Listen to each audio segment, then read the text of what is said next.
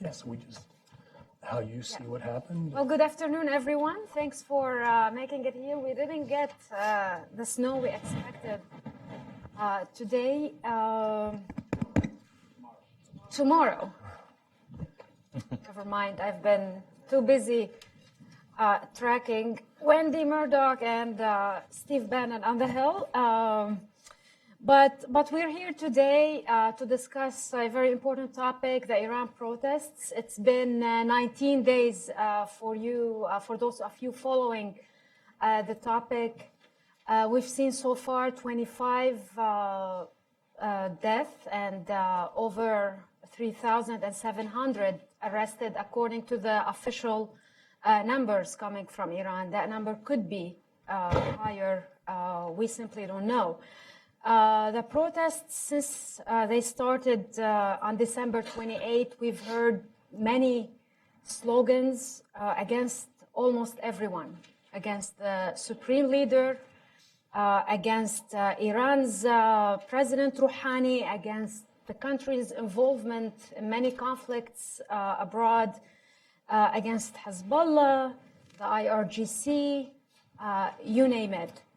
But mostly there was this economic element driving the protests, whether they are in the east or the south or in Tehran. So I'm sure as you've watched this evolve, nobody predicted this in Washington. Nobody saw it happening. And as it evolves, we're all trying to make some sense of it, to see where it's going, what to expect from it. One thing I've noticed with the discussion, the debate in Washington, it's almost too U.S.-centered. It's what did Trump do right? What did Obama do wrong? It's almost missing the story that it's about Iran. So in this panel, we're going to try a little bit to bridge over the U.S.-centric conversation and see what's happening exactly in Iran. What does it mean for the region? What does it mean for the United States? What does it mean for the nuclear deal, for example? With me is a great group of friends and panelists to discuss this. I'm going to start from the far left. Brian Katulis, a senior fellow at the Center of American Progress, and he's a former U.S. official who served both in the White House and the State Department. To his right is Mike Pregent. You might know he's a senior fellow here at the Hudson Institute. He has 28 years of experience as intelligence officer. He served all over the region, Kuwait, Iraq, and Egypt, among other places. To his right is Charles Lister. Charles is a senior fellow at the Middle East Institute, and he tracks Syria 24. Well, maybe 18/7, let's say 18/7, if you're getting any sleep these days. Charles, he also follows Iran's regional activities in the region and inside Syria. To his right is Amri Seren. Amri is a political blogger. He's also an advisor at the Israel Project. So to start to kick off the conversation, I'm going to start with introductory statements from our panelists. Please keep it short. Then I'll jump to my own questions, and then we'll go to the audience. And let's try as much to make this a conversation. I will be interrupting even during your introductory statements. So, Amri, why don't we start with you? Thank you for that. Thank you all for coming here on a day that didn't turn out to be as cold as we thought it would. I think one of the ways to approach what happened last week, what happened in the last 2 weeks actually, which is to say the outbreak of the protests just before the new year and then the Trump administration's subsequent reaction, is it tried to figure out the questions that Joyce asked, which is what does it mean for U.S. policy and more specifically, what does it mean for the nuclear deal, is to view it in light of one of the more robust frameworks that this administration has established for its policies, which is the Iran strategy that the president rolled out in October. So the Iran strategy was based on a number of ideas. The overarching idea that the administration had was that the previous administration had gotten things wrong about Iran, and that had led to a very specific policy mistake, which was, in their view, in the Trump administration's view, the subordination of everything to the nuclear deal. So that is a framework that they worked on. That's a strategy they worked on for 6 months. The president rolled it out, and they began to view the region through the lenses provided by that strategy review. It's October. And that's also when the president declined to certify the Iran deal. Fast forward to the end of last year, you have the outbreak of protests. The protests begin as an economic protest, or rather the eruption, the metastasization, the boiling over of economic protests and economic dissatisfaction that had been sort of simmering for weeks, if not months, that have to do with banks and so on in Iran, but economic dislocation. They quickly become politicized. And that's the first thing that the Trump administration took note of, which is, in their view, all protests have an economic element, which is to say that you need people who are hungry and disaffected to march in the street, to get a bunch of people marching in the streets. So they don't take it as a particularly interesting facet that these are economic protests. They take it as political protests. Into that, they ask a bunch of questions. The first is the propriety of sanctions relief. Remember, the president, when he declined to certify the Iran deal, specifically declined to certify it because he said that the sanctions relief that Iran was getting was not proportionate or appropriate to their behavior. Part of his speech focused on the misuse of those funds. Specifically, they focused on Iran spending its windfall overseas, Syria, Hezbollah, Hamas, and so on. That was in the president's October speech. The administration looks at the protests in the streets and they say, we got that one right. Second element. But then he certified the deal just to No, he didn't. No. He signed the waiver, essentially keeping the deal in place just last week. That's right. And which is a distinct. Former Secretary of State John Kerry also acknowledged, to your point, that some of the funds are going to Iran's terror activities in the region. The wording that he used. That's right. The president declined to certify the deal and then kept in waivers under a different statute. That the administration views that as basically validation. Second thing that they look at. The administration concluded that the distinction between reformers and hardliners is an artificial distinction, that the problem is, quote unquote, the IRGC regime. They look at protesters marching in the streets and they say, we got that one right as well. We're on the side of the protesters. So how does that translate as policy? It translates as policy specifically to the protesters and then more broadly when it comes to Iran. With the protesters, this administration believes that the more information the protesters have about regime corruption, the more dissatisfaction there will be. They believe that explicitly in as many words, and they responded to the protests by upping their digital game in terms of getting information into Iran, and now, as has become somewhat famous, if not infamous, demanding from American and foreign communications companies that they keep lines of communication open.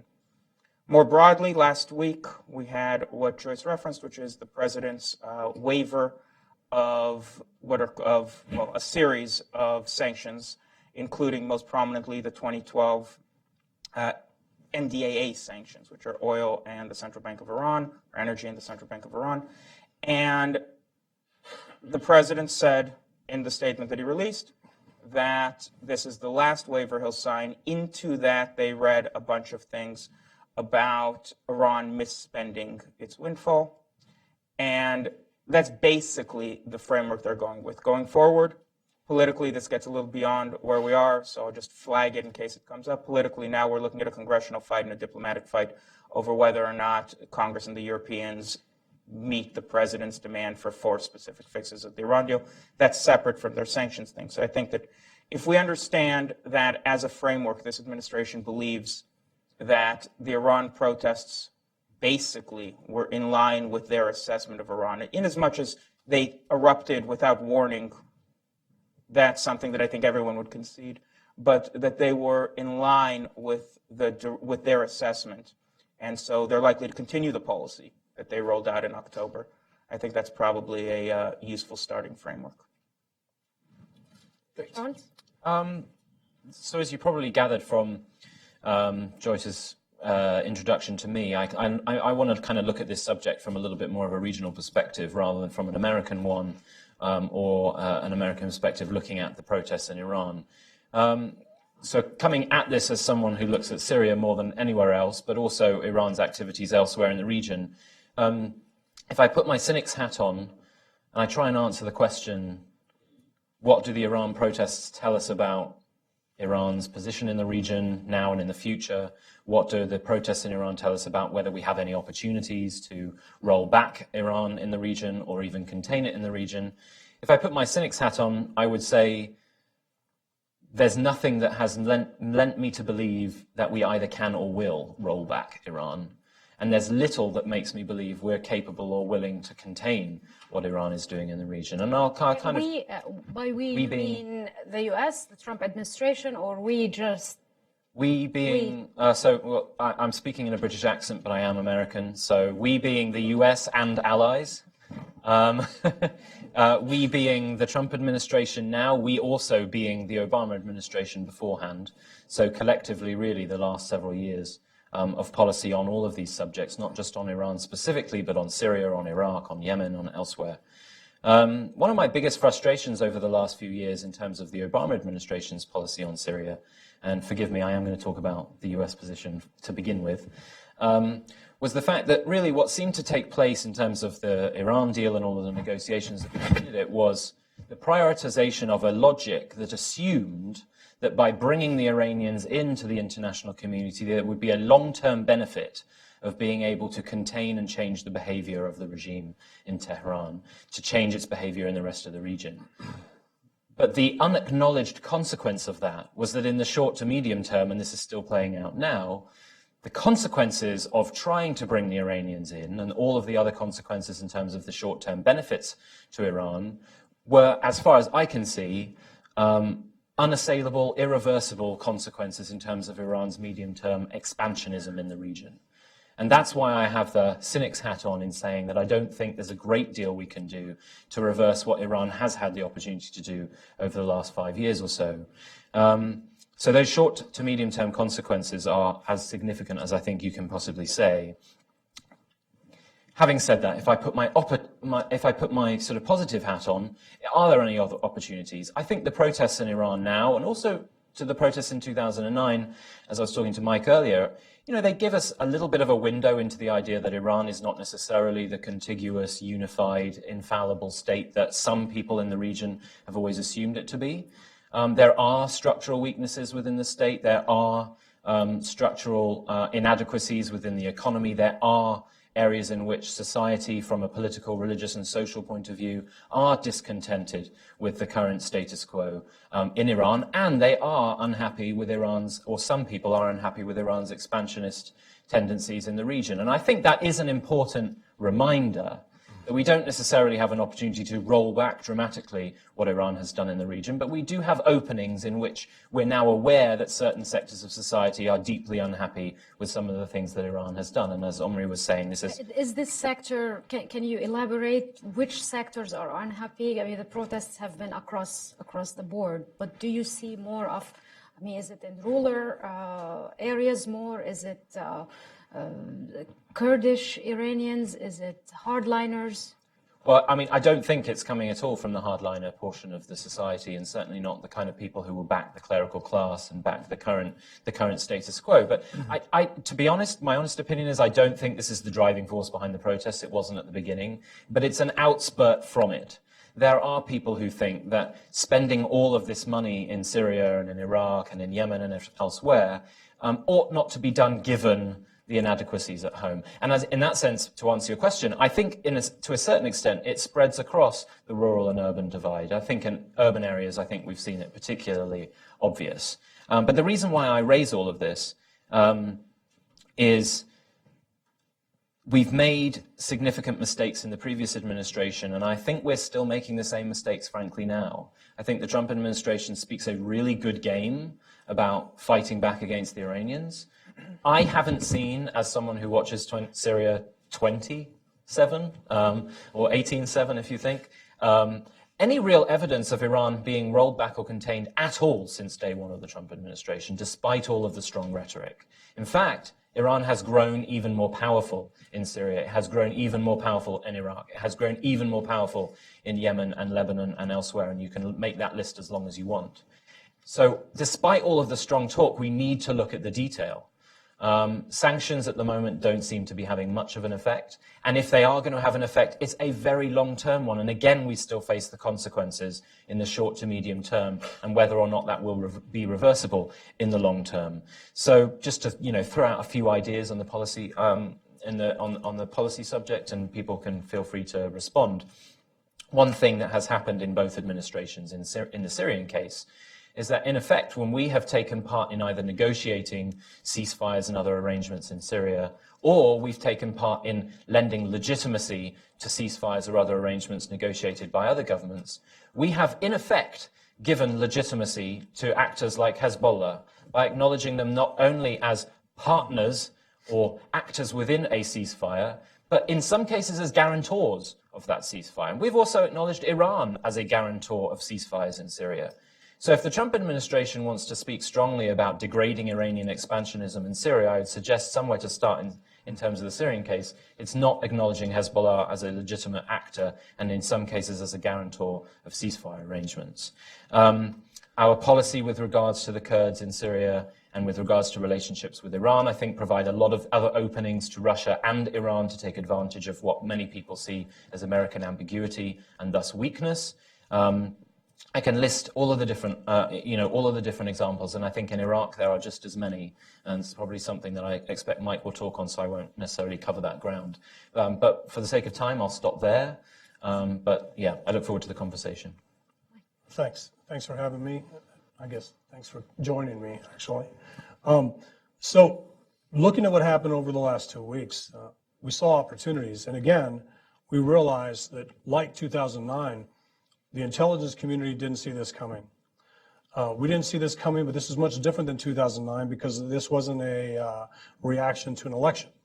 This was a reaction to the economic promises that Rouhani said would happen after the JCPOA, and it was a reaction throughout Iran by the Iranian people to protest the government's inability to have the Iranian people feel the positive effects of contracts with Europe, with the JCPOA, with this windfall that the regime received after the JCPOA. But we got to keep in mind that $100 billion, that $100 billion to $150 billion, that money was frozen because it supported regime actors. It supported weapons proliferators.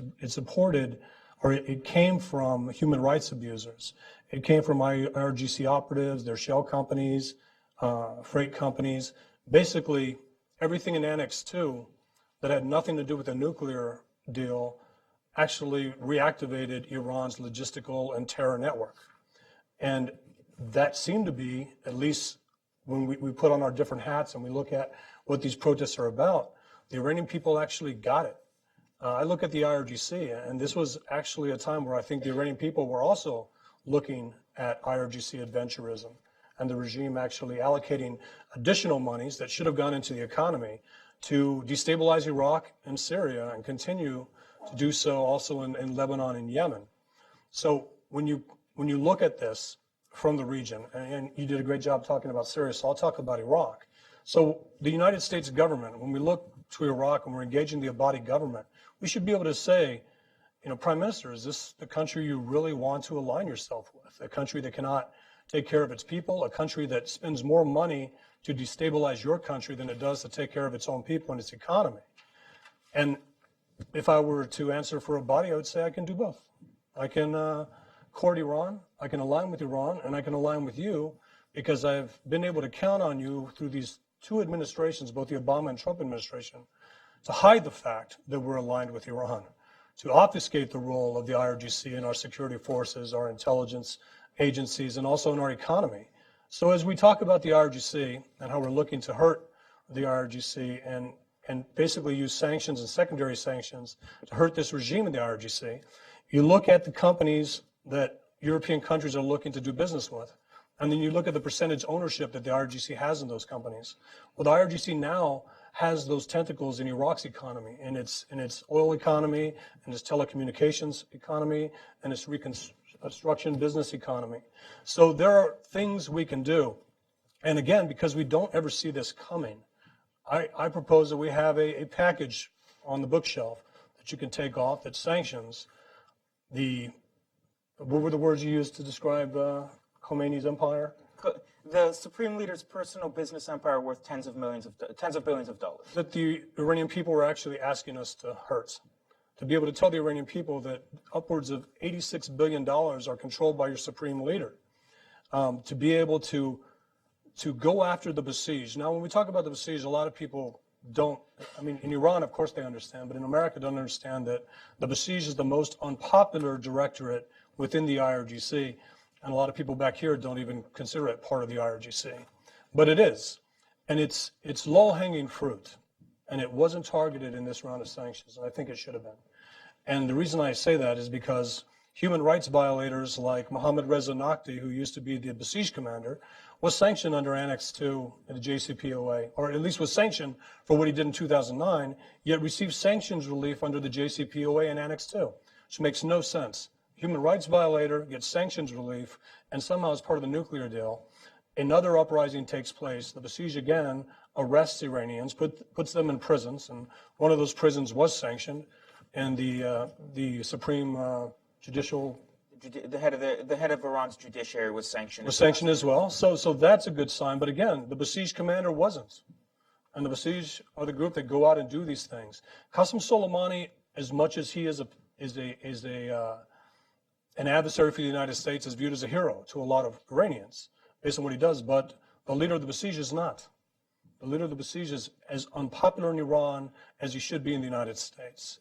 And we should be able to go after those things. So I propose as a policy fix to the next time we don't see one of these protests coming, is to have a sanctions package already set up that, again, we've been able to demonstrate time and time again as the president recertifies the Iran deal or kicks it back for another 4 months while Europe addresses it, that we can increase sanctions on Iran's ballistic missile capabilities, increase sanctions on companies that are proliferating these items and individuals. We should be able to do the same with human rights abusers that have nothing to do with the Iran deal and should have never found their way into it in Annex 2. And that's something that I think we should have set up. Also, the IRIB, the Iranian regime's media outlet that basically, puts out what the regime wants put out and discredits the protests. That was supposed to be sanctioned, and it wasn't. And I think that was low-hanging fruit as well. There are things we should do that will not derail the Iran deal for those people that are supporters of the Iran deal. And there are things we're not doing. And as you talked about wearing many different hats, as a former intelligence officer, we put on a red hat. And a red hat is you put on the hat of the enemy. Well, if I was Qasem Soleimani or anybody in the regime, I'm pretty comfortable with what has failed to happen under the Trump administration. Qasem Soleimani was very comfortable after the president's speech, October 13th, where the entirety of the IRGC was designated for providing material support to Qasem Soleimani's IRGC Quds Force, yet did nothing when he rolled into Kurdish territories using American tanks and equipment and using militias that our State Department said were not present. We now know that's not true. I would imagine that Qasem Soleimani is in a good position now, looking at the lack of a response by the U.S. with these protests, and the fact that somehow Iraq has been taken out of the Iran conversation here in Washington, D.C. So even, you said lack of response, even with the sanctions, with the president's tweets, you don't think the response is... Well, no. Not, especially not with the tweets. But with the sanctions, again, secondary sanctions is where we can hurt Iran. That's where we can disincentivize European investment in Iran. But again, if you look at Iraq has fallen out of the conversation about Iran in D.C. We are now calling the Iraqi security forces and the Hashd al-Shabi not only a bulwark against ISIS, but a bulwark against Iran in Iraq. And that's just not the case. You just had an example of that with 38 killed and 2 twin suicide bombings in Baghdad as ISIS has morphed to the Al-Qaeda model.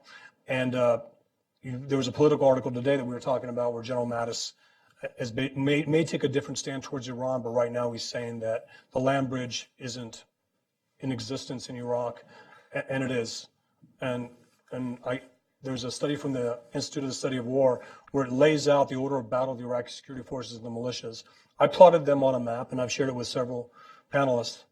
And I can basically point at any unit along any of those access roads that Iran wants to use and tell you that they will not stand in the way, that they actually have been built to facilitate what Iran wants to do in Iraq.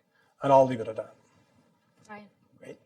Thank you to Hudson and Michael for hosting this. And as Joyce said at the outset, often the Iran debate in this town looks like one of those 1980s beer commercials, less filling or tastes great or Howie Mandel's deal or no deal.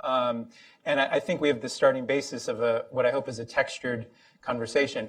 I have to acknowledge limitations and with humility. And I know you wanted to start out sort of with Iran and the Iranian people. I need to stipulate that I'm a student of that and have learned from others' work. And I feel like the Omri's perspective is that there aren't differences between hardliners and reformers. My sense is that there's probably a lot more texture there. And I'm not certain that we have the expertise on the panel to delve as deeply into it. We can try. What I'll do is give my assessment of a snapshot of where we are in U.S. policy vis-a-vis Iran, and then Iran in the region, and then maybe a few things on the nuclear deal. And I'll try to be as clinical and analytical about it as possible and foster a conversation. So my bottom line up front, though, we're about a year into the Trump administration, and you should understand I'm somebody who supported the nuclear deal, though thinks it was flawed and can be and should be strengthened, and agree with a lot of what Charles and Michael have said about the absence of any coherent regional strategy. My bottom line up front is that 1 year in to the Trump administration, the emperor has no clothes in Trump's Iran policy. Nearly a year after Trump's first national security advisor, and we may soon have a third, his first national security advisor, Michael Flynn, said Iran is on notice. I think in essence, on many of the files and the concerns that we have about Iran, American policy has engaged in passive appeasement of Iran in effect. And what I worry about what has happened since October and President Trump's speech is that the U.S. is actually positioned to unilaterally disarm itself and move from a position of some strength in the international community and quite a bit of strength in the region, and actually weaken our hand and hand to Iran on a silver platter the things it has desired. Number one, a perfect distraction from their problems at home and the economic problems that drove the protests. Number two, a divided international community and then a divided region, though the region itself, I should say, is quite divided in and of itself. But first, really quickly, and I think the most urgent in the reaction to the protests and the battle for freedom and ideas, and I'll just state it right up front. My view is that this is a generational struggle that a new generation will win.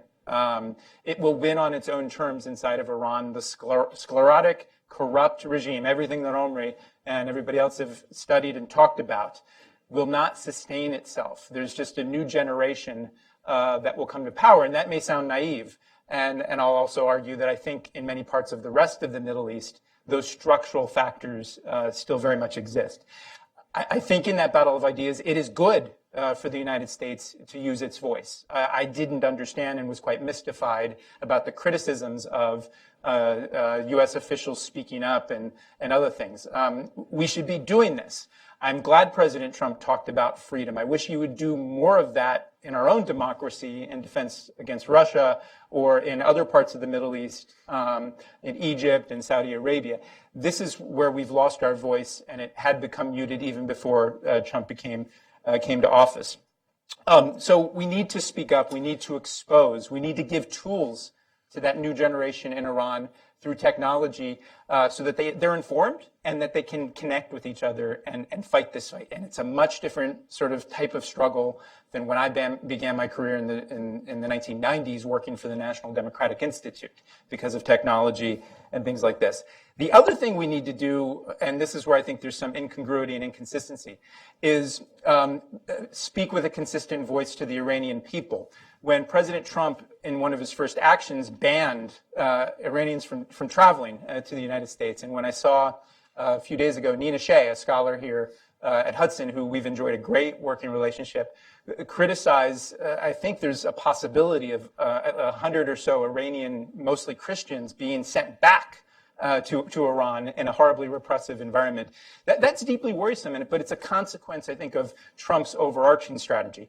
Very, very quickly, and I think this is where I think we may all agree, is that there's I think the most pressing priority is a need for a much more coherent, integrated strategy that integrates U.S. Military, diplomatic, economic tools. And I didn't see it in the speech that President Trump actually delivered. I saw a lot of rhetoric and focus on the deal itself and where he would like to position it.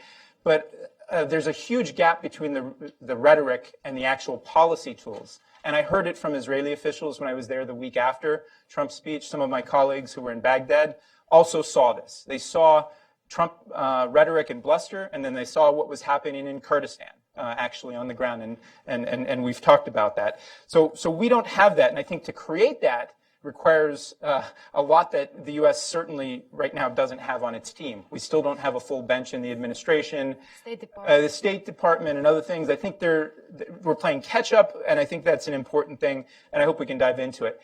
Lastly, on the nuclear deal, again, as I said, I think I was in favor of it. It has produced some benefits, but it has flaws. I'm in favor of a long-term strategy relative to the two other things I mentioned, the fight inside of Iran and what's happening in the region. There's I think, a bit more time on certain issues. And we need to actually go at it with as strong and a cohesive team at home and abroad. And this is where I think President Trump, really walked into this in a very divisive, like he does on every single issue, divide. It's almost like divide and conquer attempt, but it actually ends up divide and defeat, more or less. Troll power, I call it. And I think when I look at sort of Democrats and those who are actually conservative and concerned about the deal under Obama, there would have been a coalition that could have been built, but not in this sort of way. I still think there might be, if we're smart about how do we integrate the right tools. But I'd close by saying I think to do all of that, what we need is actually sustained resolve and attention, a greater unity, actually, rather than disunity. The use of a full spectrum of tools across the region and in a smart way and with an emphasis on a political strategy, diplomatic strategy, but not downgrading sort of the security or other components to it. And what worries me about it, to sum up, in year one, heading into year two, is that when you look at sort of the broader Trump administration agenda and you try to figure out where just the Middle East itself, let alone Iran, fits in the broader sense of priorities. And I worry that an administration that has America first as its number one sort of banner has a priority of economic nationalism and possibly starting fights on trade deals and things like this. And when I connect that with what I see as the lack of bandwidth, the lack of anybody who's actually integrating these tools together, that's what leads me to conclude, and I hope it's not too cynical, I hope I'm wrong, that the emperor has no clothes on the Iran policy for the Trump administration. And I say that to be a little bit provocative, but also I hope to spark a discussion about how we can fill the gaps, because I think those gaps are actually quite substantial. All right, well, excellent points. I think we're going to have a very vibrant discussion. But to take you back to Iran, to the regime itself, where do you see it? How shaky is the regime? And given where we are in week 3 now, do you see the protests fizzling out, or because the root causes are they will stay there? Maybe, as Brian was saying, there's a generational battle going on inside Iran. Just give me an outlook, maybe Amri and Brian, on where do you see the protests going, and how shaky is the regime internally? So we have, all of us, especially in our intel community, have problems assessing where the regime is. Framework, Intel Analysis 101, totalitarian and autocratic regimes are always more shaky than they look from the outside because they get to control the information going outward, and less shaky than their rulers think. Again, to us, autocratic regimes always look more stable than they are because we're getting information that they control, and sociologically our analysts draw their information from areas that the regime can intervene. But leaders of autocratic regimes always overestimate their own vulnerability because they know they're lying to their population about whatever their underlying ideology is. In the case of the Iran protests, let's not kid ourselves. The side that usually wins is the side that has all the guns. And in the case of the regime, of Iran, the regime has all the guns. The way that that's usually overcome by a population is they get the army to flip. If the army flips in this case, the RGC can intervene. Even if the RGC flips, the regime can call on, use them or lose them, foreign Arab militias to come in. And we know that they've used Arab militiamen in the past in 2009. It's very grim. On the other side, the structural weaknesses of the regime are real. They're going to be difficult to fix. The regime is ideologically committed to spending money to exploit the revolution. The regime is dysfunctional and corrupt. Will we have the cycles that we saw in 1979, which is to say protest, funeral, protests around the funerals, and so on? I don't know if that'll be this time, but I agree with Brian. I mean, this is a regime that will collapse under its own weight. The question is whether the policy prescriptions and the way it gets filtered into this town is that an argument for backing off, or is that an argument for pressuring? And I think the time is now to start squeezing the regime economically, specifically in a way that promotes our underlying message, which is that the regime is corrupt. So, for instance, you heard Michael talk about Annex II entities that shouldn't have been given sanctions relief. What is that a reference to? Under the nuclear deal, the deal with the nuclear deal, with the 2015 nuclear deal, is everybody pretends that Iran is now on a path to a peaceful nuclear program, which means that all of the people who had been sanctioned for illicit nuclear work get unsanctioned, and then they impose restrictions in order to assure us that that they're not going back to illicit nuclear work. That's the gamble. The problem is that wasn't enough for the regime. So in mid-2015, and especially in early 2015, and especially mid-2015, Zarif extracted a number of concessions from the American negotiators that were characterized at the time, and I think correctly characterized, as bribes to the regime to come along. One of them was the delisting of the Central Bank of Iran, which was listed for reasons way in excess of nuclear issues, delisted, given sanctions relief, placed on what's called Annex II. Another one was EIKO, the Supreme Leader's personal business empire, worth tens of billions of dollars. Why? Because it was an easy way to bribe the office of the Supreme Leader to come on board. Inasmuch as the protesters were in the streets talking about why political corruption and political ideological mismanagement was the root cause of their economic woes, the administration should be going out of its way to expose that corruption. And one easy way to do that is sanction the corrupt entities, because then the people write about why they're being sanctioned, and that's corruption. And that's something that, I mean, I was also surprised that they didn't touch any Annex II entity, although the human rights sanctions that they brought down were targeted towards torturers and institutions and individuals and entities that are used for censorship. But nevertheless, you can see how that might be, that they might be putting that off to see where the 120-day clock now, the fixes come in. But yes, absolutely. The way to destabilize the regime right now is to focus both substantively and from a messaging perspective on the corrupt entities and the human rights abusers that are doing this to the Iranian people? Yeah, I mean, I think the bottom line is I don't think anyone accurately knows, but the structural factors, I think, that are there. And I think what's different about these protests, and people have talked about this compared to 2009, is that they're much more diffuse. They come from a different segment of the population. It seems to have been responded to in some sort of very fierce way, like we've seen in the last way. If I were in the government, I would ask our intelligence agencies, what are the tools and who's actually leading the crackdown, and how are they going about doing that to find out sort of what is the power balance, how is that shifting? Because there's power politics in all of these autocratic regimes, and I have it on from a good source that Ayatollah Khamenei one day will die. It will happen. I'm not going to tell you who my source was, but he's not going to be there forever. And you look at the structural demographics and the economic pressures. And the question for me is there enough that the U.S. or other outside actors can do to help build more space and give more voice for freedom? We've lost our voice on freedom. And I hope it wasn't too glib in terms of what I said about President Trump. I think we've lost it here at home. We lost it in both the Democratic and Republican parties. It's a key tool. And it's not just a consequence of what happened in our last election cycle. It is decades of the U.S. underfunding the sorts of tools that actually autocrats like Russia and China are using, Iran is using to project their own power. And so we're playing catch up is the main point. And it's coming at a time 1 year in that the Trump administration and the State Department essentially has gut and cut itself even further. So we were starting from, I think, an already weak position. So I support a lot of these things of exposing and naming, but do we actually have that capacity?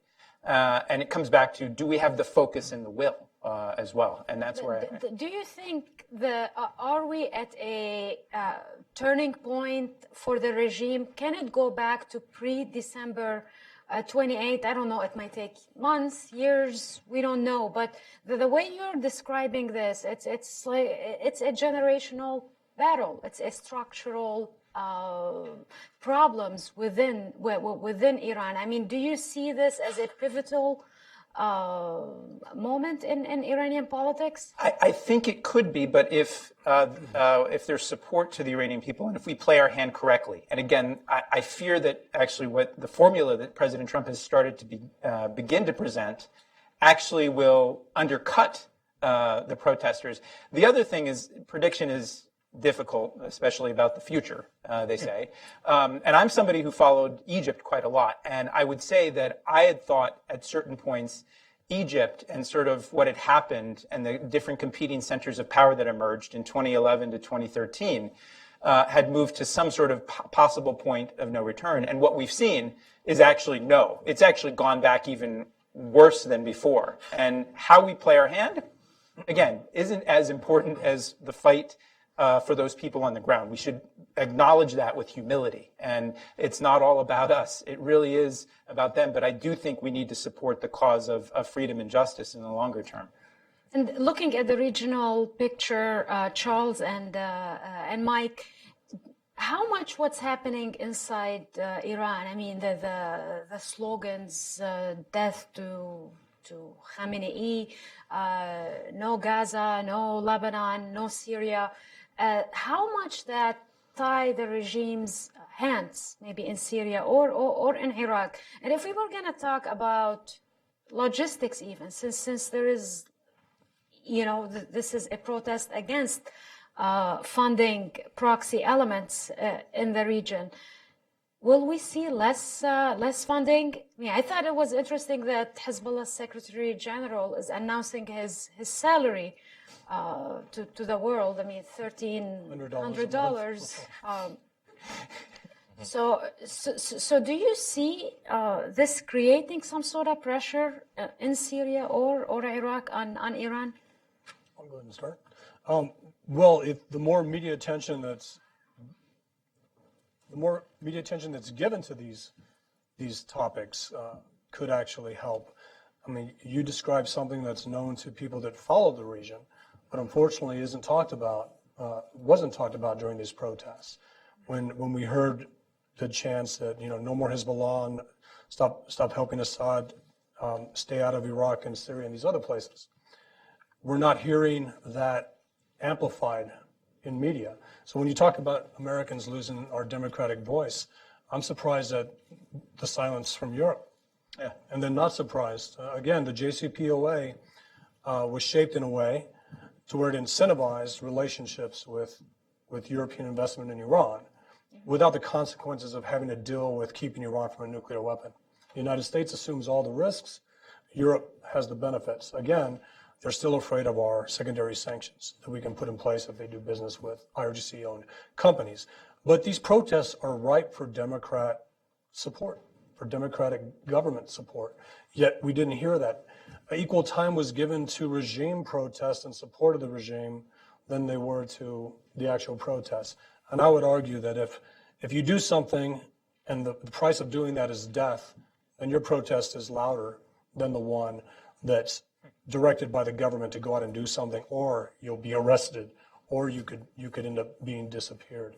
So there are things. So looking at the region, I don't think so, because while experts that look at it, and again, I would not call myself an expert, and we have people that are from Iran that are experts on a lot of this, but as you look at Iran, we're not hearing this being broadcasted and amplified that, will this change what the IRGC is doing in Iraq and Syria? No, not unless we amplify it, not unless we do something about it. Again, sanctions aren't alone. We've heard reports in several outlets that Qasem Soleimani is now an authorized target. The United States has said, given the green light for Israel to take out Qasem Soleimani. We don't know if that's true, but again, it's not sanctions alone. If you're going to designate an organization as a terrorist organization, and that organization is actually conducting terrorist activities in Syria, in Iraq, in Yemen, and Lebanon, then you should be able to target them as well as to target them with sanctions. There should be things that we do. Again, the JCPOA was sold as it's either this deal or war. And what we've seen asymmetrical warfare from Iran since the JCPOA. We've seen them emboldened, empowered. Assad has actually been shored up by what's happened after the JCPOA. But wouldn't they have been empowered anyway, given the other policies in Syria and Iraq? I mean, as someone who comes from the region, Yeah. I don't remember Hezbollah being in Aleppo and in Iraq, nuclear deal or not. So how much of this is a problem with the nuclear deal, and how much of this is with recurring failures? There's an acceleration of what happened after the JCPOA. Yes, those things were already happening, but there was an acceleration. We didn't see Iraqi militias taking part in Syria. We didn't see the ability of the Quds Force to stand up Iraqi. There are 3 or 4 brand new IRGC-linked Iraqi militias that stood up since the JCPOA that are paid by the IRGC. And that's something that Iran is able to do. We talked earlier about the Hezbollah model is what Iran wants to put in place in Iraq, where it has these IRGC-controlled militias that can be deployed by the IRGC. Well, we've seen that. We've seen them deploy Iraqi militias to Syria, even while there were pockets of ISIS fighters yet to be destroyed. The irony here is that the Iraqi security forces have now become the gold standard for what the IRGC wants to do with the LAF. The IRGC can now go into the MOD and MOI through Border Corps leadership in both ministries and procure U.S. equipment and actually have access to U.S. funds through the Ministry of Interior. And this is something we're seeing with the Lebanese armed forces now. That you stand up these institutions, and it sounds good when we talk about it back here, and it should be, it's a right criticism to say, well, what do you guys know about Iran?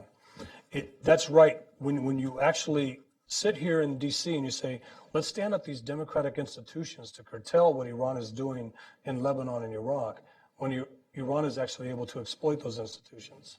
But if you don't, the dilemma is, and we go through this a lot, is if you're not willing to have your own forces or your own presence on the ground, you're going to have to concede to certain realities. So what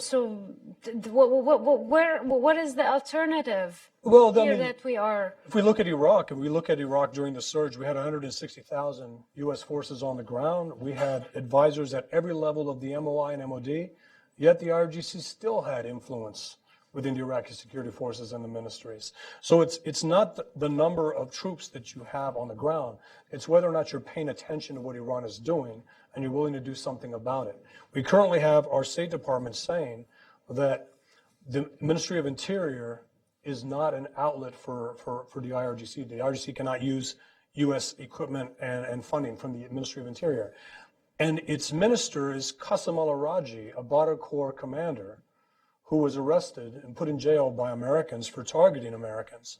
And it doesn't make any sense. So you have a IRGC-linked, not linked, but founded instrument in the MOI. The director is actually an IRGC proxy that has access to these things, and our State Department says, no, he doesn't. So it doesn't matter who you have there, you've got to pay attention and do something about it. Charles, in Syria, do you see what's happening in Iran, curbing funding or other activities for Iranian proxies in the country? I mean, straight answer, no. For many of the similar reasons Mike said. I mean, Iran has managed, as you say, we had 150, 160,000 troops in Iraq. We had all of the various levels of influence throughout the government, and yet Iran was still able to do what it was doing. And it wasn't necessarily just because we allowed it to, but it's because they play on a different playing field than us. When you choose to play asymmetric warfare against an adversary, us, that plays conventional warfare, you have a whole array of benefits or advantages. When you choose, in the Syrian case, to, by and large, outsource those asymmetric efforts to non-Iranians, which is largely the case in Syria, you have a whole array of additional benefits or advantages. You aren't talking about thousands of Iranian casualties, you're talking about hundreds of Iraqi, Yemeni, Syrian, Lebanese, Afghan, Pakistani casualties, which doesn't have the same effect inside Iran. There has been some wounded and death among, Iran's Revolutionary Guard that have been reported in Iran. Absolutely, but when you then look, and this is what I would at least make as an assessment, not as an Iran expert, but when you then look at the benefit brought through dozens, which we're practically speaking about, dozens of IRGC casualties in the last year or two, for example, and you look at the benefit that has brought Iran in terms of, essentially, I mean, I met with a small group of people, Javad Zarif, in the late fall last year, and he said then, I don't understand why you Americans are still talking about pushing back against us in Syria and Iraq. We've already won. Now, of course, you'd expect Javad Zarif to say that, but frankly speaking, he's basically right. Because how can we possibly expect to compete with, in the Syrian case, in my estimation, about 150,000 Shia militiamen, directly or indirectly under Iranian control, when we have 2,000 troops on the ground, maybe 1,500 now that we've withdrawn 500 Marines, and a Kurdish-led militia, which is at least being attempted by Russia to be bought off right now, and facing the potential threat of war with Turkey because of our decision to position them as a border security force, and et cetera, et cetera, et cetera. How can we possibly expect to win? And so this is why I was saying, unfortunately, when I put my cynic's hat on at the beginning, I don't think there are a great many areas of hope for us in rolling back what we have allowed to already take place. There are things we can do to try and contain further expansionism, but the situation as it is pretty dire. And we haven't even, and I know you want to ask another question, but perhaps for the rest of the discussion, we haven't even brought up the impact on Israel in terms of the situation in Syria, which is very, very significant. And it's another area where I think both the previous administration and the current administration have failed quite significantly in either deterring it, preventing it, or trying to even roll it back in the future. Financially, though, how much would you estimate it would cost Iran to sustain its operation in Syria? And can you at least see in that place that could be at least under pressure given the troubles, the economic troubles at home? Yeah. Well, I can't remember a specific number being put out in the past, but I would expect it's probably in the low hundreds of billions since the beginning of the Syrian conflict. But now the problem is they've, to use Zarif's line, we've won. they're not fighting offensively like they were in 2012, 13, 14, 15, and 16. Now, the Iranians, as far as Iran is concerned, has entered a period of consolidation in Syria. And that now is seeing the IRGC investing in construction projects in Aleppo. They are investing in telecommunications projects in Damascus and Homs and elsewhere. And that's why I was talking about earlier, although in the reverse sense, this short-term, long-term perspective and frame. Iran has invested very heavily in Syria, hasn't suffered a huge amount of Iranian casualties because of its outsourcing, because of its level on an operation on an asymmetric level. But the medium to long-term benefits now, I fear, could be significant enough that even if there is a sector of society in Iran that opposes these kind of interventionist practices, the regime will still be able to say, but look what we've gained. And the long-term benefit of that is that the IRGC only becomes more powerful, more economically powerful. And again, that is an obstacle to this generational struggle, which I definitely think it is a generational struggle. But frankly speaking, the IRGC people who are fighting in Syria in smaller numbers in comparison to foreigners, they're not 60, 70-year-old men like the supreme leader and his cohort. They're young men in their late teens and 20s. And they've fought abroad, and they've seen what Iran is capable of doing elsewhere in the region. And that's a dynamic I don't think we should forget either. I don't think we should discount the fact that portions of the youth are divided. This isn't a youth versus old. This isn't a poor versus rich. There is a certain level of complexity there. So you all agree, the dynamic outside Iran, the financing and funding proxy militias could continue unchanged, even with the protests inside. It can be changed, but it will continue to be unchanged unless we do something about it. Yeah, and if doing more to expose the costs, I think, is very important. In many ways, I feel like what we've seen from the protesters in the past few weeks is a little similar to what we saw here in this country after the 2003 Iraq War really went bad, and we overreached, and there was sort of rancorous debate internally about the overreach and the overstretch. I think it infects and affects President Trump's approach to the Middle East, by the way. I think that's what makes me skeptical and say, well, I really don't think there's much there besides bluster and diplomatic head fakes because of the legacy of the Iraq War. And I think there may be something similar. Second thing I'd say, though, is that our partners in the region, and by that I mean the Gulf countries and others, and I spent a lot of time talking to them, I don't see coming from them either a real concerted, focused strategy to actually compete with Iran on the political and economic levels. Some helpful moves recently. Saudi Arabia sending some envoys and opening a consulate here in Iraq. But when you measure it up against the sorts of things that Michael was talking about, a long-term effort by Iran to deeply embed itself in the psyche and in the political actors of Iraq, it seems very superficial. And then when you add to it the different sort of plays that we've seen in Lebanon and other things, it just seems to me that there's not as deep of a textured understanding of the power plays in each of these countries and how to really compete. And I think we're talking about contain and curtail. And some of my colleagues have talked about, well, what's also a way to compete against Iran and how our partners can do it. And what I would say is that our partners, I think, lack a lot of those skills and capabilities as well.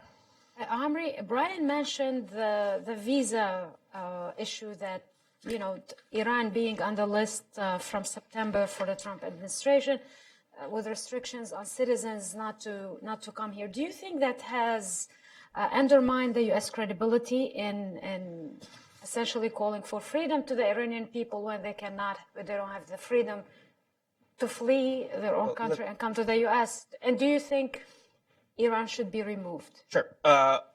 Second question first, Iran should not be removed. The answer to your first question, listen to how you phrased it, right? So the visa ban prevents freedom-loving Iranians from fleeing the country. Restrictions. No, the regime prevents freedom-loving Iranians from fleeing the country. The problem that we have with Iran is the problem that we have with the other countries that are on the list, which is that they're controlled internally, and that they export terrorism, and they won't cooperate with us to prevent terrorists from being exported under the cover of travel. Now, would it help our messaging a little bit It probably would, but Brian outlined a number of structural factors that get in the way of our ability to project messages about freedom into Iran. He could go on at length from years at NDI and so on, about what those structural factors are. I think that they are deeply embedded sociologically and institutionally in this country. We do not invest adequately in the public diplomacy infrastructure that we would need. A lot of that became politicized. This is now a conservative talking point, but nevertheless is, I think, a defensible one, that under the last administration, public diplomacy outlets became politicized in ways that, shall we say, that even right-leaning governments in the United States would not have done. Critics point very often to VOA Persia as sort of ground zero for that. But even if none of that was the case, we don't talk about the need for freedom. We don't talk about why it's good. The president has incorporated a lot of that into recent speeches. I think that there is a gap between this administration's actions and its rhetoric on that. However, importantly for the context of this conversation, the administration realized that.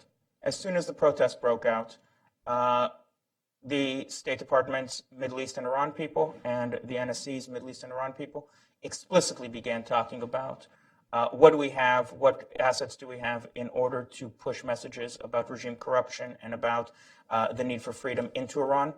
I don't know what they found, but I expect that they were, at a minimum, dispirited about what they had available. And they went into high gear on digital diplomacy. The State Department folks talk about the work that they did as soon as the protests broke out to up their game, beaming messages in Persian over digital platforms into Iran. Is that enough? I don't know. There have been very good critiques leveled over the last, since 9/11, of the reach and ability of public diplomacy. I'm not sure that the U.S. federal government still has its arms wrapped around whether public diplomacy is government to people or soft power or whatever other categories we use when we try to parse this out. There's a lot of institutional confusion. A lot of it has become subsumed under our, what would broadly be described as our counter-hybrid warfare institutions. So a lot of the people that we were counting on and a lot of the organizations that we were counting on that would have been called upon to beam messages about regime corruption, about freedom, about economic liberalization, even about the benefits of westernization, if you go back a couple decades. Those are turned over to missions that have, to tasks where the missions have not yet been coherent, that were knee-jerk responses to Russian hybrid warfare. We lack the institutions and the capabilities that we need in order to accomplish robust messaging and public diplomacy to the Iranian people. And I think that the visa issue is a drop in an ocean of problems. But you would call, the Iranian people brave and taking on their government.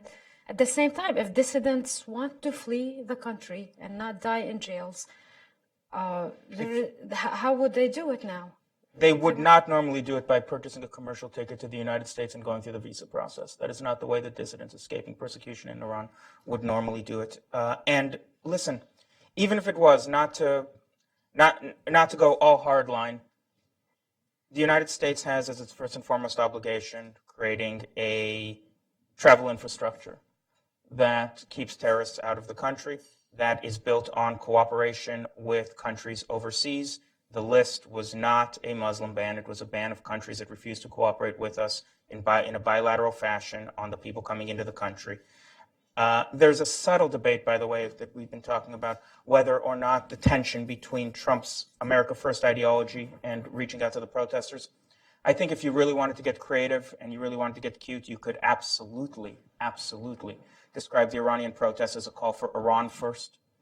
You could say that the protesters are rejecting the idea of expenditures overseas on behalf of a regime that they don't see. I think you could make it a populist message, and I think it fits in well with a certain read of the president's worldview. But even if none of that was true, the visa restrictions are important for security reasons, and they don't really matter all that much for messaging. Ryan, do you agree? Do you disagree on what should the U.S. be doing in regards to the visa ban? And then we will move to Q&A from our audience. I agree that it's only one small piece of a wider puzzle, but it's an important one, and it matters quite a lot. And I cited, and I don't know the actual details of what happened to these people, but who I think were trying to come here or were in Vienna, and they're sent back on planes to a place where they could be persecuted. We need to protect people like this, and make exceptions and have a much more nimble approach to that. I actually also, on the broader sort of points, I don't know that we fundamentally disagree. I think there's been a misuse of public diplomacy and strategic communications for almost a decade and a half, stretching across 2 administrations. I think in some ways, I think President Bush had the right voice on certain issues, but the incompatibility with his freedom agenda and what we were actually doing was a big problem. I think, and I've written about this before, I think a big flaw in President Obama's approach to the Muslim world was engaging it and framing it as the Muslim world.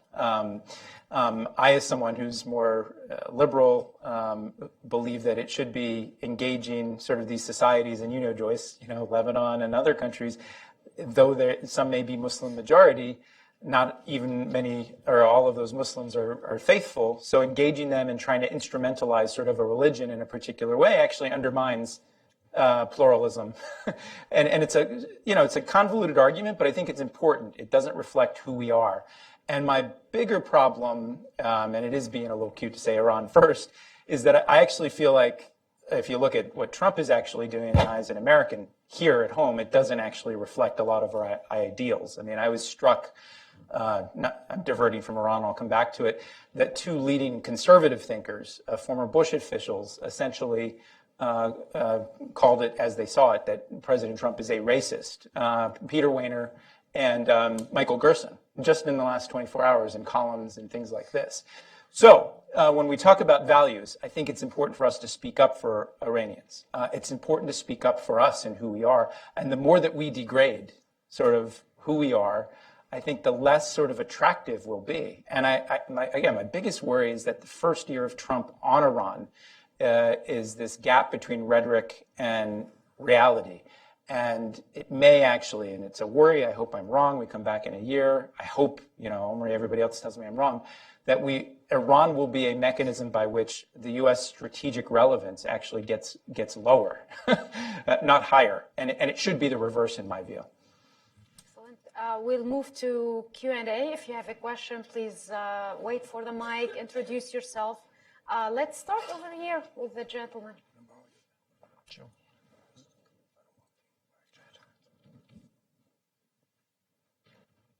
Okay, this is going to go to Omri, only because you brought it up. Then I'll kick it over to Michael. And you should. This round of protest, as you had said, is driven by the hungry and dissatisfied. And as Joyce has said, it was economically driven. In 2009, there was another round of protests from an election standpoint, but it was that constituency was primarily middle class and the educated class. This is 2 stools of basically of what a revolution should begin. Or 2 legs of a stool that we need. What is the 3rd leg? What needs to be done to push this over the edge? Dissatisfied clergy, removal of Iraq from the Iranian sphere by a victory of an Alawi or something like that. What do you see as the final, and you had mentioned we need a final push. What do you see as that final push? So there's 2 ways to get at that. It's an excellent question. It's a flavor of the question of, do these protests go, do they die with a whimper, or do they enter cycles? I'm not a demographic expert on Iranian politics and the factions thereof. I know that structurally they can't do much unless they start getting security forces to flip. That's an axiom. That's a truism, right? That doesn't do much for granular analysis. security forces, not the Basij, right? No, it would start right. So it would start with it would start with police. Then it would be the Interior Ministry's, the security forces that the Interior Ministry is able to draw upon. Then, if they start flipping, there has to be a National Security Council that brings out the Basij and the IRGC. But yes, you need to. No one wins unless they have the guns. This isn't going to be a peaceful protest. This isn't going. The regime is not going to go quietly because it doesn't have. There's peaceful revolutions are created by exploiting gaps in ideology where the government claims to speak for everyone. This is a revolutionary regime. This is a regime that has no problem saying that protesters are counter-revolutionaries. That's going to be a violent end. That's what I would look for. And then just numbers, cycles of dissatisfaction. You know, one of the things that we appear to have problems with is reports coming out of rural areas. And there was a couple of reporters that even compared it to the problems with predicting what happened in the 2016 election, which is just sociologically, reporters don't get out of urban areas. And so we have trouble measuring discontent in... I do. What? I mean, I do. Right. Please. But the reporter's there. And so I would look for numbers, and I would look for whether or not security forces at any level are flipping, which is why you see so many pictures online of Basij burning their cards, because people want it to be true. We're going to go all the way in the back, please. Henry Hetker, retired government.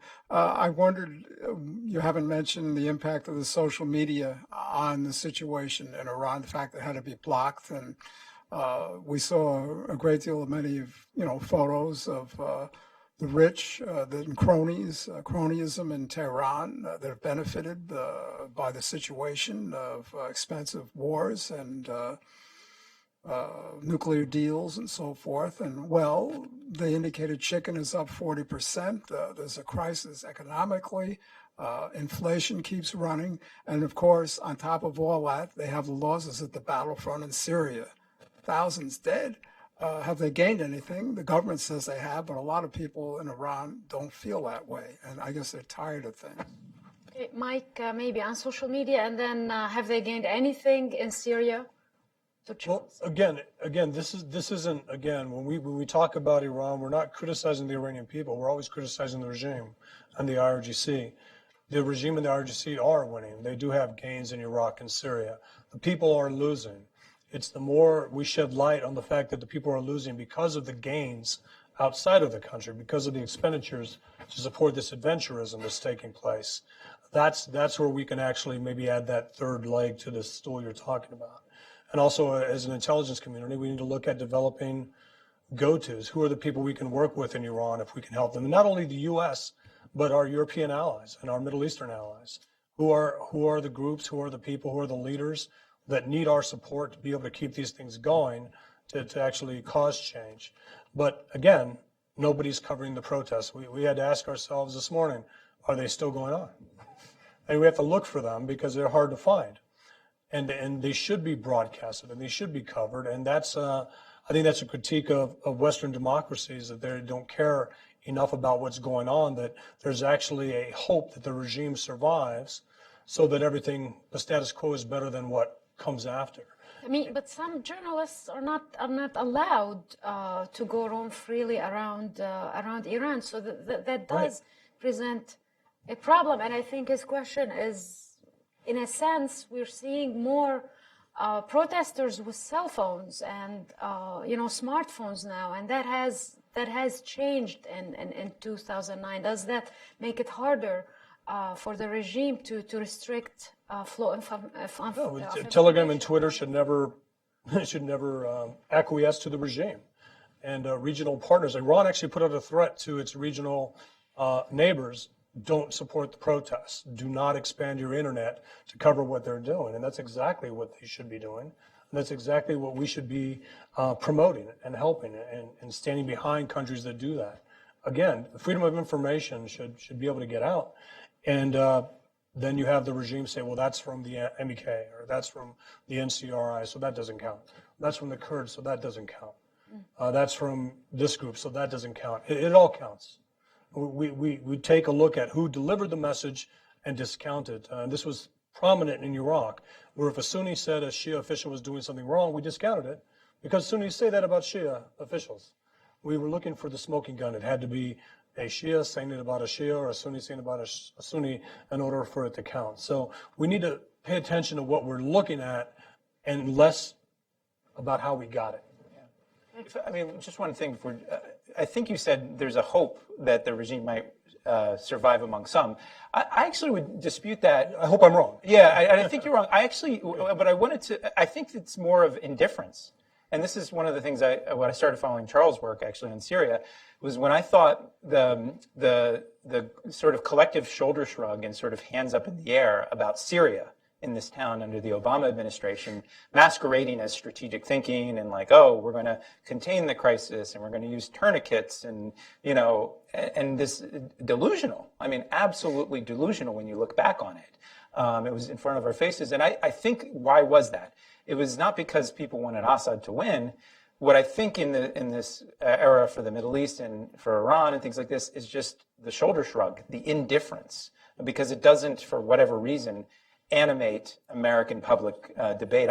Maybe there's a few people rooting for Khamenei, but I think it's more of an indifference factor. You and I talked about this before when I mentioned this. So why is it that there are Obama loyalists that are so tied to the JCPOA and will not criticize the regime? And I think it's an art form that former President Obama was able to somehow make it to where if you criticize the Iranian regime, somehow you're criticizing his engagement with it. And you see that from our media, and you see that with a lot of Americans that spoke up saying that President Trump shouldn't say anything. Yeah. Senator Kennedy said, or Secretary Kerry said, Trump shouldn't say anything. Well, Obama's silence was deafening in 2009. Mm-hmm. And I went to a U2 concert right after the Green Revolution. And when U2 played the song Sunday Bloody Sunday, it was to the Green Revolution. They had banners up and they had the victims of the besieged that they were showing. There isn't that sense of covering this time because this dynamic. We talked about this, about how somehow the JCPOA is tied to the president's legacy. Therefore, if you criticize the regime, you're somehow being disloyal. Mm-hmm. And I find that in political commentary.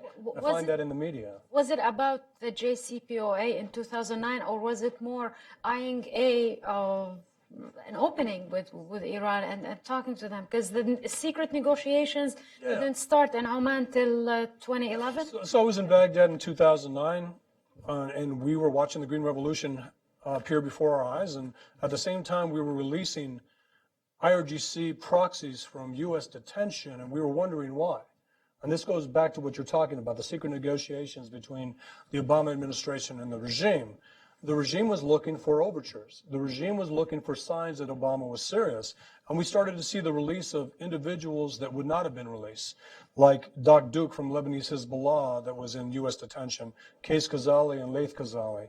But before that, we had these IRGC proxies that were in these militias that had killed Americans, killed Iraqis, killed politicians, that any time Prime Minister Maliki's Office of Intelligence or the Office of the Commander-in-Chief, Office of the Commander-in-Chief would ask for, his name was al-Basri. And al-Basri would ask for an individual, and we'd release him. And we voted no, because we had a vote. We said, we'll return to violence, do not release. Yet all these individuals are being released, and we saw this as now that you look at the Iran deal now, you look back, and these were the overtures the regime was looking for. And this has continued. So the release happened, get green light from Washington? How does it happen? So in 2007 and 8, when we rolled these individuals up, I was in Iraq from 2005 to 10 working these issues in the embassy, working with General Petraeus and General Odierno. And these individuals, at the time we said, we will never release these individuals because they have American blood on their hands.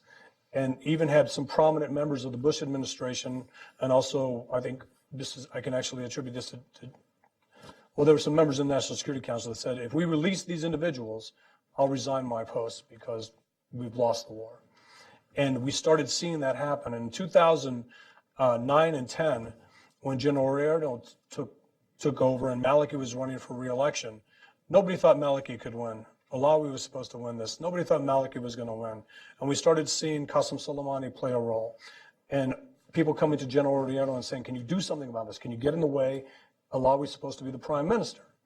And Odierno said in that meeting, I've been told to take my hands off, to allow what's going to happen. And there are signs. All you have to do is look back to our actions after the surge. And you saw the dismantling of a 90,000-man Sunni security initiative that decimated al-Qaeda and held security in the areas that ISIS took over in 2014. It went away. And all the effective Kurdish and Sunni commanders were exited from Iraqi security forces. And now we have the same thing happening again. We've simply reset the conditions for ISIS in Iraq, and I would argue in Syria with this. And I think Iran's perfectly comfortable with that, as long as they are in the Sunni areas, as long as they don't affect Shia strategic interests. To the question, what has Iran gained in Syria? Yeah, that, and I just want to touch on the social media thing as well, because I think an important point is we shouldn't underestimate the extent to which Iran has developed its own specialties in monitoring the use of social media and cracking down on discontent and socio-political instability. One of the interesting things from the Syrian perspective is in early 2011, when the protests started in Syria, Syria's 4 intelligence apparatuses and its police force were basically incompetent in terms of monitoring social media use, and particularly in that case, Facebook's value in coordinating protests. And there are lots of funny stories I've heard from Syrians who were arrested at the time by Syrian military intelligence officers who would say, "Where is your Facebook?" I mean, they literally didn't actually, some of them realize that it was something on the internet. They thought it was something that you could literally reveal in the room. But what happened at that very early point was the Iranians were brought in as specialists, and they very rapidly brought in more sophisticated monitoring technology, and that was when the regime began to be able to have a little bit more intelligence about what was going on the internet scene. So we shouldn't underestimate domestically in Iran how powerful, or how much more powerful perhaps, the Iranians have become since 2011, especially given how much they will have learned in Syria since 2011. So there's that point. And on whether or not they've gained something, absolutely. I mean, the Iranians have won the biggest dream they could ever have had for the region. They now do have a land bridge spanning Tehran to Baghdad to Damascus to the Mediterranean. They have managed to re-evolve or re-expand Hezbollah as a regional force, not necessarily with regional popularity, but a force now that has, in my view, irreversible influence in terms of being an Iranian proxy in the region. When I said earlier in one of the other comments that the IRGC now is putting out large-scale investment projects across Syria, that's another example for you for how much the Iranians have gained, and particularly the current regime has gained in Syria. And the last thing I would say again is the Israeli example, which, as I say, we haven't really discussed yet. But you now have Hassan Nasrallah and people within the IRGC and the Quds Force saying that if and whenever there is a next war with Israel, we won't just be fighting it on the northern front from Lebanon, but most importantly, we'll be fighting it on the southern front from Syria. Not only is that the case, not only will just Hezbollah be fighting against Israel, but now there'll be a tens of thousands strong ground force based permanently in Syria that Israelis will tell you behind the scenes they fear now is capable of at least temporarily capturing territory across the Golan Heights. That sets off a huge domestic political crisis within Israel if some of that territory is even temporarily lost. So has Iran gained from Syria? Unquestionably, yes. We're running a little bit short on time, so why don't we take the 3 questions at once and then try to remember them and direct them to our panelists. The lady in the back, then the gentleman, and then gentleman who's been patiently waiting. Go ahead. Thank you. Elise Goss-Alexander with the U.S. Commission on International Religious Freedom. You mentioned earlier a little bit about some of the regional conflicts that are affected by these dynamics. I was wondering if any of you wanted to speak a little bit more about current policy dynamics within the Yemeni conflict. Okay, next question. I think he left, but okay. Can we take? Hi, I'm Mike Kraft, former State Department Counterterrorism Office. I want to get back to the issue of regime stability. I see that supporters of the MEK are now beating the drums that the MEK can help regime change. As you all know, they were put on the list by the State Department for back in October '97, but they're taken off a couple of years ago. Some people say that the MEK is really hated in Iran. I'd like to get your assessment of whether they really play any significant role. Excellent. Okay, so we have the MEK and the dynamics in Yemen. Maybe the MEK. We all had a chance to go to Saudi Arabia and look at what the Saudis were doing in Yemen when it comes to their humanitarian efforts and also their targeting process. And of course, we all went as skeptics. So we still have to see more in order to be able to address what's going on, I would say, at least from my standpoint. Yeah, I mean, I think the Yemen war has been a disaster. I think it's important. The news that came out from the UN panel of experts about the source over the weekend of missiles, and we have to be clear that Saudi territory has been attacked from Yemen, and like everything in the Middle East, there's 10 sides to every story, but there is a definite threat and a very strong threat perception. I've been going to Saudi Arabia quite a lot the last couple of years, trying to understand what their strategy is that links military moves with any figment of a process for long-term stabilization that produces something that makes them feel secure and also addresses their concerns about Iran. I don't see that quite yet at all. And I don't see any moves on the part of the current administration nor under the Obama administration to use U.S. leverage. And I've written about this quite a lot. And I mean that in a positive sense and then perhaps more in a negative sense as well, to shape and influence the actions of our partners like Saudi Arabia.